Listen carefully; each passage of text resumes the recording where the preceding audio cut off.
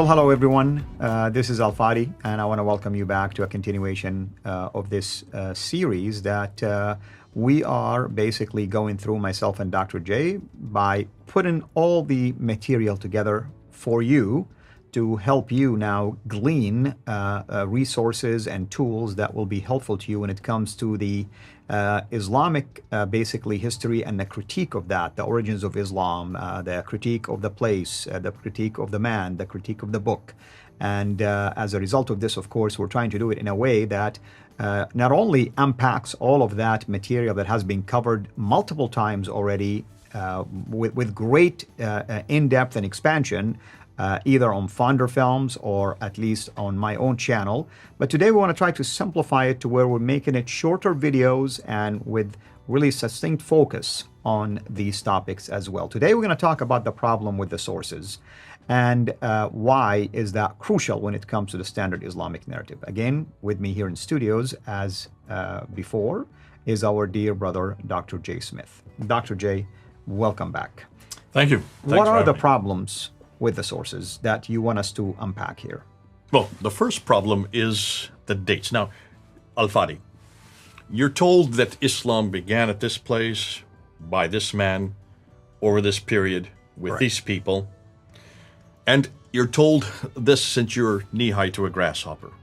Absolutely. And as you heard this there in Saudi Arabia, where you grew up, you assumed that everything you were just listening to was sacrosanct, was true, right?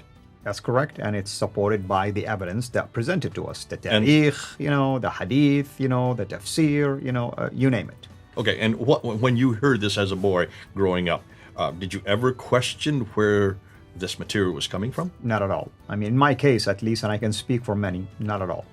Did your teachers ever tell you where it's coming from? No, it's just Islamic sources, and you don't question that. Oh, they did. They did tell you. They tell I mean, the source at least, yes, but what were the sources they gave you? Well, of course, you have the Sirah. Okay, and by that's who? Ibn Hisham, of course, because that's the most popular one. We know about Ibn Ishaq, but Ibn Hisham basically... Actually, they would never said Ibn Hisham. They would have said Ibn Ishaq. That is true, but we knew that it was Ibn Hisham because of the connection, at least the perceived connection between Ibn Hisham and Ibn Ishaq. Then you have the tafsir, of course. You have the hadith, Bukhari, Muslim, of course, mentioned all So the you time. knew these names. These are household names. Absolutely. Okay, and so you've grown up with these names. Yeah, like every Muslim. Even till this day, by the way, these names are still household names. Absolutely. Now, for those of you who are listening, especially if you're a Westerner, you haven't heard these names before. These are probably new for you, but they're not new for Al-Fadi, and that's why I wanted to make sure, Al-Fadi, I'm just going to be throwing things at you as we go on. So, these people, Ibn Hisham, Ibn Ishaq, Al-Bukhari, Sahih Muslim, I mean, they just drip out. Al-Tabari, these are names that you've grown up with. These are people that you have always heard. When did you think they lived? Well, I mean, of course, let's take Ibn Abbas, for instance, as the father of tafsir or commentary. I mean, Ibn Abbas is a cousin of Muhammad. So, he would be living at the time Muhammad. Exactly. Okay, and where is his book? Well, that's the question. You know about his book. From whom? But you do not know. Where do you know his about Ibn Abbas? Where do you get all the material about Ibn Abbas? There's no book that he wrote. I mean, just tafsir, basically. And who is the person that wrote the tafsir? Al-Tabari. So we know about Ibn Abbas because of Al-Tabari. It's Al-Tabari that Tabari quotes makes him references to him all the time. Yeah. all the time. And so that's why we know about this man, and we know about Fatima, the daughter. We know about Aisha, the wives. We know about all these stories about Muhammad. We know about the Ansar who were there in Medina. All these stories surrounding Muhammad's life, about the Medina going back and forth, the Hijrah. All these stories you knew about, and you always assumed that they were being written by people who were there. You have no reason to question it. And you never raised your hand in class and say, well, hold on a minute. Oh, trust me, if I did that, I think I would have suffered a great deal of persecution, not just by the teacher, but even by my parents, because they will be told that your son is questioning Islam. Okay, that's Saudi Arabia. That's the environment. But see, in the West, where I come from, these haven't been questioned either. Which is fascinating to me. There's no persecution. No one would throw you out of class or call your parents in if you were to ask a simple question at any university or any school where you're being taught this. Hold on a minute.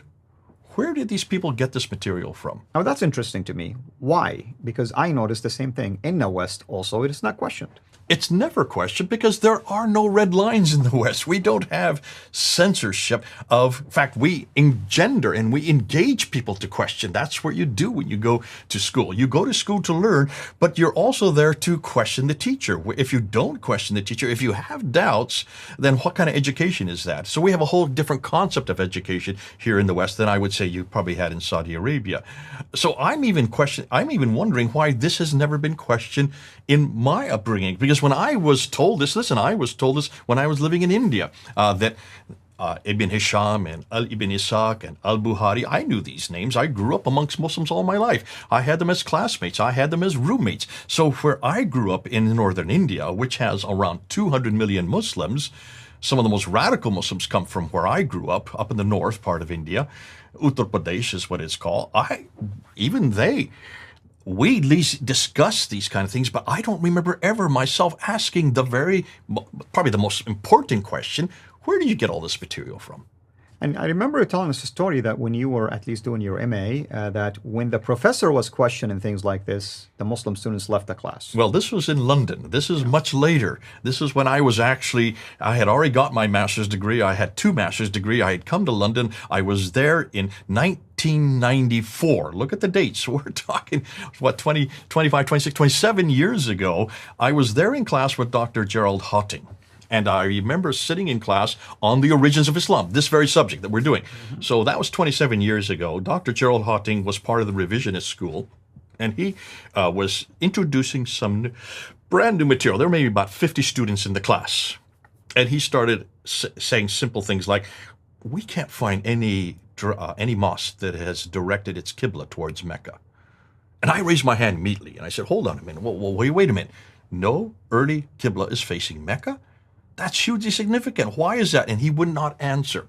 And then he said something like, the Dome of the Rock. You notice the Dome of the Rock doesn't have a Qibla. I said, the third holiest shrine in Islam doesn't have a Qibla. And I raised my hand.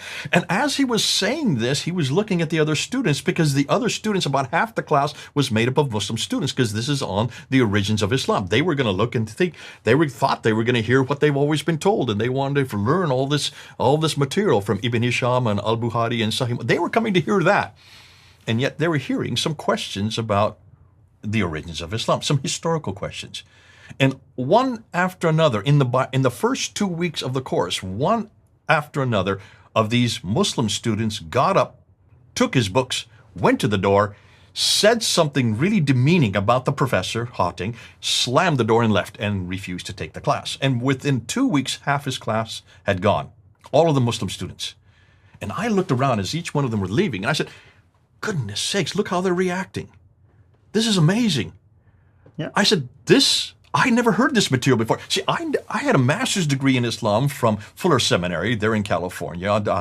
I spent my whole life learning about Islam.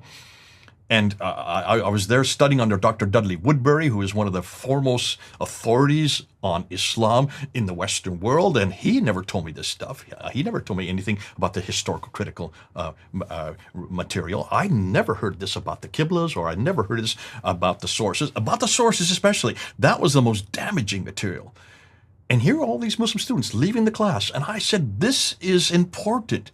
Source material is important, because they were hearing for the first time that everything they had believed, everything they knew about Muhammad, everything they knew about what he did, everything they knew about what he said was not from the 7th century. So when was it from?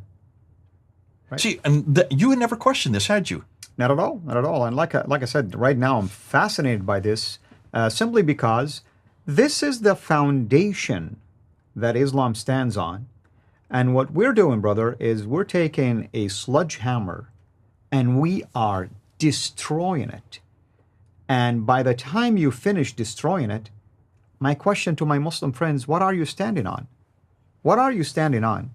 If your very foundation is shaky and you cannot find a single evidence to back up the dates of this early start of this religion, the standard Islamic narrative, allegedly.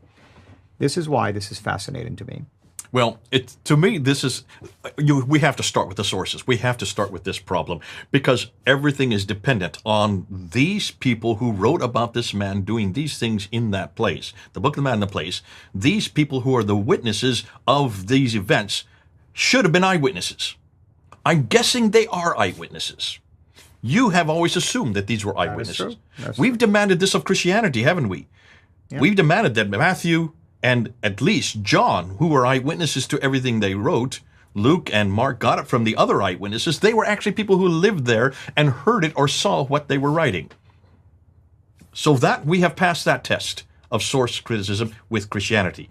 Now we're going to ask the same question of Islam, and that's what we're going to do with starting with the next episode. So what are we going to show next time for people to basically begin to learn why the sources are extremely important? I'm going to do what Muslims have not done, and what you have never heard, and what I hadn't heard. I'm going to put it on a timeline. Wonderful. I'm going to show you I'm going to show a few timelines. I'm going to show you exactly where the problem is. Thank you. Of course, to those of you who are watching this, most likely this part alone, which is the problem with the sources, might be multi-parts, by the way. So we're going to call this one part 1. We'll see basically how many parts it will require for us to unpack. But we're taking our sweet time because we want to make sure we do not rush into just lumping everything together, because we want you to have these resources in a way that is at least chronological from our perspective. That will be helpful to you, hopefully in a logical manner. But you can use it however you want. You can download it. You can share it with others, and basically take whatever portions you feel like are appropriate for your conversations that you're having with Muslims. If you're a Muslim watching this, we really welcome your comments. If you have a single source that can contradict anything we're saying, please send it our way. We're waiting for that 7th century source to back up any of the standard Islamic narrative. So far, I haven't seen any. And until next time, have a blessed day.